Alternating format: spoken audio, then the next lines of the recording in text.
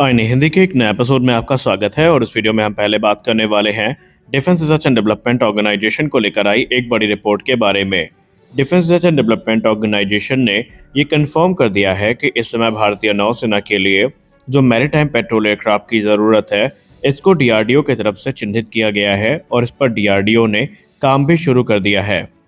DRDO के एक senior वैज्ञानिक ने मीडिया से बात करते हुए ये कहा कि इस समय जो लॉन्ग रेंज का मैरीटाइम पेट्रोल एयरक्राफ्ट है भारतीय नौसेना के लिए, ये डीआरडीओ की टॉप प्रायोरिटी लिस्ट में है और इसके लिए ऑफ द सेल्फ जो कमर्शियल एयरक्राफ्ट है, इसको बेस के तौर पर यूज किया जाएगा। मीडिया संस्थान आईडीआरडब्ल्यू से बात करते हुए defence research and development organisation के ऑफिशियल ने ये रिवील किया कि ऑलरेडी डीआरडीओ की तरफ से मीडियम रेंज के जो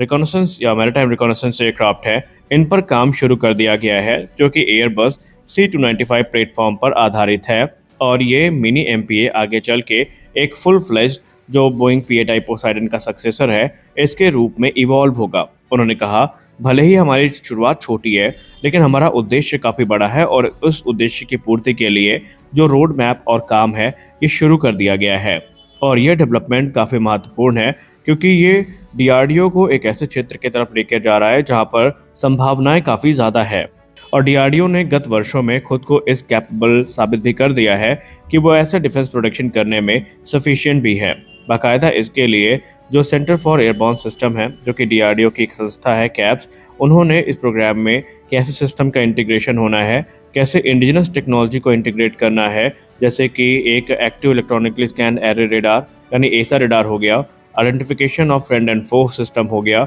सिक्योर डेटा लिंक्स हो गई, इलेक्ट्रो ऑप्टिक या इंफ्रारेड सेंसर्स हो गए, इनको इंटीग्रेट कैसे करना है, इस पर काम भी शुरू कर दिया है। उन्होंने ये कहा कि जो मीडियम रेंज का मैरीटाइम रिकॉनेसेंस एयरक्राफ्ट है, ये ना सिर्फ एक क्रिटिकल गैप को फिल करेगा जो कि मीडियम रेंज सर्विलांस के क्षेत्र में हमें देखने को मिल रहा है, बल्कि ये एक टेक्नोलॉजिकल फाउंडेशन का भी काम करेगा जो कि आगे चल के लॉन्ग रेंज के प्लेटफॉर्म में स्केल अप की जा सकती हैं। उन्होंने कहा, इस प्रोग्राम को आप छोटा मत समझिए क्योंकि ये सिर्फ एक शुरुआत है जो कि एक बड़े प्रोग्राम का रूप आगे चल के लेगी। देखिए, अगर हम भारतीय नौसेना की बात करें तो भारतीय नौसेना को इस प्रकार के प्लेटफॉर्म की काफ़ी ज़रूरत है ताकि इंडियन ओशन रीजन में नज़र रखी जा सके, जहां पर चीन अपनी विस्तारवादी नीति के अंतर्गत लगातार अपने फुटप्रिंट को बढ़ाता जा रहा है और ऐसे में जो इंडिजिनस एफर्ट है वही हमें सही मायने में आत्मनिर्भरता देंगे। इंडिया के पास ये एबिलिटी है कि वो फिलहाल अपने इलाके को सुरक्षित रख सकता है, लेकिन आने वाले भविष्य में हमें और बड़े पैमाने पर जो काम है वो करना पड़ेगा।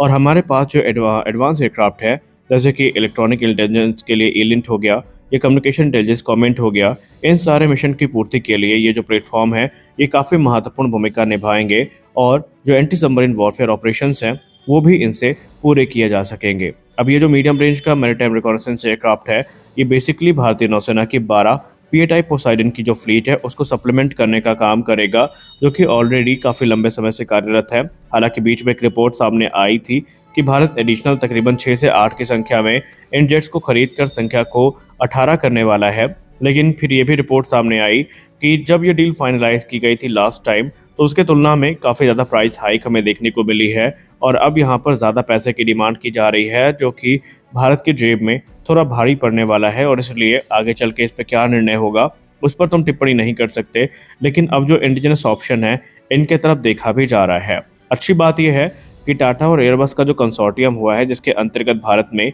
C295 एयरक्राफ्ट का निर्माण किया जा रहा है, इसके अलावा 6 की संख्या में जो मल्टी मिशन मैरीटाइम एयरक्राफ्ट है, इनको कोस्ट गार्ड के लिए खरीदा गया है। और इन सब के बाद जो भारतीय नौसेना की ज़रूरतें हैं वो कैसे इस प्लेटफॉर्म से पूरी हो सकती हैं, उस पर भी ध्यान दिया जा रहा है। आने वाले भविष्य में ये बताया जा रहा है कि इन एयरक्राफ्ट को जो medium range maritime reconnaissance aircraft होंगे, इनको आगे चल के और भी ज़्यादा इवॉल्व करके फुल फ्लेज जो एक एयरक्राफ्ट है उस पर डेवलप किया जाएगा और भविष्य में और भी बड़े प्रोग्राम्स हैं जो हमें देखने को मिल सकते हैं। लेकिन अभी के लिए अगर हम बात करें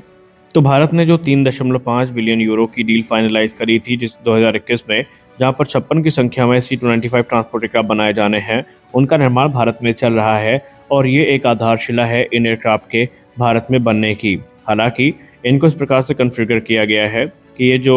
एयरक्राफ्ट है ये 8 से 10 घंटे की इंड्योरेंस फ्लाइट को पूरा कर सकते हैं और तकरीबन 2000 से लेकर 2500 किलोमीटर की जो रेंज है उसको भी ये ऑफर करते हैं। C295 मीडियम रेंज जो रिकॉनेसेंस एयरक्राफ्ट है, इसमें कुछ बदलाव भी किए जाएंगे जो कि काफ़ी ज़्यादा भारतीय नौसेना के लिए हेल्पफुल होंगे। हालाँकि अभी भी पीएटाई पोसाइडन जैसी जो कैपेबिलिटीज़ है शायद हमें देखने को ना मिले, लेकिन भविष्य में जब ये इवॉल्व होंगे तो ये कमी भी दूर कर ली जाएगी। अगली रिपोर्ट में बात कर लेते हैं दुबई एयर शो से आई एक इंटरेस्टिंग तस्वीर के बारे में। आमतौर पर जब SU-57 फैलन की हम लोग बात करते हैं, अब आप लोग सोचेंगे कि दुबई एयर शो और भारत का क्या संबंध है? संबंध है। दरअसल आमतौर पर जब हम लोग SU-57 के ऑफर की बात करते हैं और विशेषतया हम भारत के परिप्रेक्ष्य की बात करते हैं, तो एक क्वेश्चन उठता है SU-57 की कैपेबिलिटी में, और वो ये है कि इनके इंजन की डिज़ाइन इन्हें उतना स्टेल्दी नहीं रखती जितना कि F-35 जैसे एयरक्राफ्ट की डिज़ाइन उनको रखती है। और कई लोग ये मानते हैं कि जो इंजन नोजल्स हैं इनको परिवर्तित होना चाहिए था, और बहुत सारे लोग जो फ्लैट रेटेड नोजल्स हैं इनके तरफ देखते हैं, और ऐसा ही कुछ अब हमें दुबई एयर शो में देखने को मिला है। दुबई एयर शो में SU-57 फैलन का एक नया मॉडल रखा गया है, जहां पर इनको नए इंजन नोजल्स के साथ देखने को हम पाए हैं। अगर हम पिक्चर्स को देखें तो इसमें आप गौर से देखिए, यहाँ पर आपको जो इंजन नोजल्स हैं वो फ्लैट रेटेड देखने को मिली है, या फ्लैट इंजन नोजल्स देखने को मिली हैं, जो कि कहीं ना कहीं इसकी रियर स्टेल्थ प्रोफाइल को काफ़ी ज़्यादा इम्प्रूव कर देती हैं। और कहीं ना कहीं ये भी इंडिकेशन मिलता है कि भविष्य में SU-57 फैलन को ये जो मेजर अपग्रेड है ये मिलने वाला है, जिसके बाद से इनकी जो रियर स्टेल्थ प्रोफाइल है वो इम्प्रूव होगी। और इस डेवलपमेंट को भारत में काफ़ी गंभीरता के साथ देखा जा रहा है, क्योंकि इस समय अगर SU-57 का अल्जीरिया के बाद दूसरा कोई सबसे बड़ा पोटेंशियल बायर है तो वो भारत ही है। और भारत ने भी अभी हाल ही में इनके स्टेल्थ परफॉर्मेंस को लेकर के ही सवाल उठाए थे। हालांकि इस पॉइंट ऑफ टाइम पे अभी रक्षा मंत्रालय ने कोई लिखित जवाब रूस को नहीं दिया है, और रूस का डेलीगेशन अभी हाल ही में अपनी रिपोर्ट सबमिट कर चुका है, जहां पर उन्होंने स्पष्ट शब्दों में ये कहा कि जो SU-57 को बनाने के लिए इंफ्रास्ट्रक्चर है ये भारत के पास 50% से ज़्यादा है, और कुछ ही मॉडिफिकेशंस के बाद ये एयरक्राफ्ट भारत में बनने शुरू हो जाएंगे। और भी बड़ी गौर करने वाली बात एक ये है कि SU-57 में complete transfer of technology, source code और इंडियन मेड वेपन सिस्टम के इंटीग्रेशन को मंजूरी भी रूस से दे दी गई है। तो क्या अब ये जो नई तस्वीरें सामने निकल के आ रही हैं ये गेम चेंजर साबित होंगी? ये तो हमें आने वाले निकट भविष्य में पता चल ही जाएगा। लेकिन एक चीज़ तो स्पष्ट है कि SU-57 फैलन कहीं ना कहीं लगातार इम्प्रूव हो रहा है, और इसकी जो इम्प्रूवमेंट है इसके प्रत्यक्ष प्रमाण हमें देखने को मिले भी हैं। आप इसको देखकर क्या सोचते हैं? क्या आपको अभी भी लगता है कि भारतीय वायुसेना को राफेल की तरफ जाना चाहिए, या SU-57 फैलन में एक बार ध्यान देना चाहिए? क्योंकि हो ना हो ये एयरक्राफ्ट किसी भी क्षण किसी 4.5 जनरेशन से ज़्यादा पावरफुल है, और इसको रूस अब ये भी क्लेम कर चुका है कि ये एयरक्राफ्ट अब कॉम्बैट प्रूवन हो चुका है, जिसने एक्टिव वॉर में अपनी भूमिका निभाई है, और suppression of enemy air defence जैसे जो मिशन है वो एग्जीक्यूट किए गए हैं। तो आने वाले भविष्य में क्या कुछ हमें देखने को मिलेगा वो काफ़ी इंटरेस्टिंग होगा, क्योंकि दुबई एयर शो में रूस ने काफ़ी ताकत झोंकी है, और क्या क्या चीज़ें इनकी तरफ से दिखाई गई हैं वो आपको शाम की वीडियो में पता चलेगा। इस वीडियो में बस इतना ही, मिलते हैं अगले वीडियो में, तब तक के लिए जय हिंद।